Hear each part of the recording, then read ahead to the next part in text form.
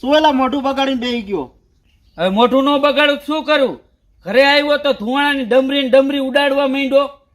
એ તો અગરબત્તી કરતો તો, ઘરમાં સુખ શાંતિ રહી. અગરબત્તીનો ધુવાણો તો હારો જ ને. શું ધુવાણો હારો? હવે કેમિકલની ગઈ ધાવતી હતી, સુવાસ લેવામાં કેવડી તકલીફ પડે, અને તું એમ કે ઘરમાં સુખ શાંતિ રહે. સુખ શાંતિ રાખવી હોય ને તો એના માટે ઘણા રસ્તા હે. શેના એલા બીજા રસ્તા હે? તું મહાદેવે જાસ તો મહાદેવને દૂધ ચડાવવા શેનું લઈ જાસ? ગાયનું. ઘરે આપણે કથા હોય તો એ બધાની પ્રસાદીમાં આપણે શેનું દૂધ ઉપયોગ કરી? ગાયનું. ઘરે હવન હોય તો એ છાણા આપણે શેના ઉપયોગ કરી? ગાયનું. તો કોડા અગરબત્તી ગાયના છાણની મળે છે. એની અગરબત્તી ઘરમાં કરીને તો સુખ શાંતિ મળે. એવું હે? હા. ક્યાં મળે?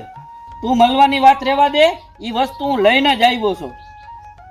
જો આ અગરબત્તી છે ગાયના છાણમાંથી બને. વાહ ભાઈ વાહ, જય ગૌ માતા.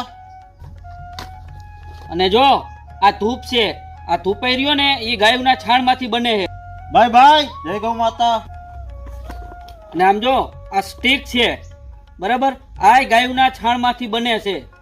હા મોજા, જય ગૌ માતા. આ ગાયના છાણમાંથી બને છે એ તો સાચી વાત, પણ આમાં કેમિકલ તો નાખતા છે ને? હવે આમાં કોઈ જાતનું કેમિકલ નાખવામાં નથી આવતું. આ ધૂપમાં, સ્ટીકમાં અને અગરબત્તીમાં આમાં શું વસ્તુ નાખવામાં આવે તને ખબર હે? ઘી, દૂધ, દહીં, ગૌમૂત્ર, મધ, આમાં આ બધી વસ્તુ નાખવામાં આવે. આમાં એલા આટલી જ વસ્તુ નથી નાખતા, હજી આમાં ઘણી બધી જડીબુટી નાખે. જડીબુટીમાં શું આવે ખબર?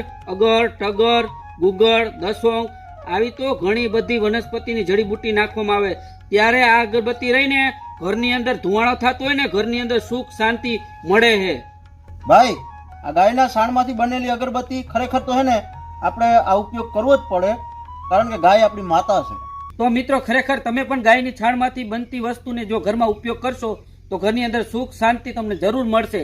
એટલા માટે તમારે જો જથ્થાબંધ જોતી હોય અગરબત્તી, ગુગળ, જે પણ, તો નીચે કોન્ટેક્ટ નંબર આપેલા છે, એડ્રેસ આપેલું છે. તમે એમને ફોન કરો અને કોન્ટેક્ટ કરો અને વાતચીત કરો અને એની જરૂર મુલાકાત કરો, કેમ કે આ વસ્તુ છે ને એ વાપરવી જરૂરી છે આપણા માટે. જય ગૌ માતા.